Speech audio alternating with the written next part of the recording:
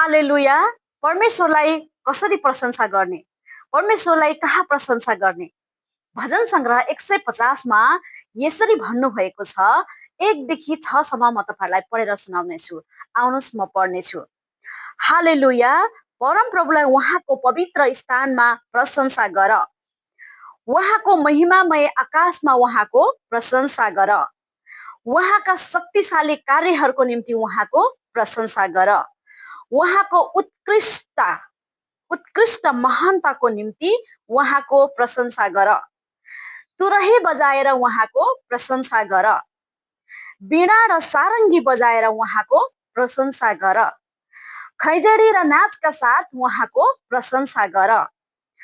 तार बाँध र बाँसुरी बजाएर उहाँको प्रशंसा गर। झ्यालीका झङ्कारहरूका साथ उहाँको प्रशंसा गर। गुन्जमान पर्ने झ्यालीहरू बजाएर उहाँको प्रशंसा गर। अन्तिममा 6 पदमा के भनिएको छ भने, सास हुने हरेक प्राणीले परम प्रभुको प्रशंसा गरोस्। हालेलुया। यहाँ स्पेशली हामीले के भनेको छ भने 6 नम्बरमा सास हुने हरेक प्राणीले परम प्रभुको प्रशंसा गरोस् है। आज क्रिस्चियन जनहरूले मात्रै होइन, आज सास हुने हरेक प्राणीले यीशुको नाउँमा एक दिन घोडा टेक्नुपर्छ र यीशुको नाउँमा प्रशंसा गर्नुपर्छ। किनभने यहाँ के भनिएको छ, सास हुने हरेक प्राणीले प्रशंसा गरोस्। कसको?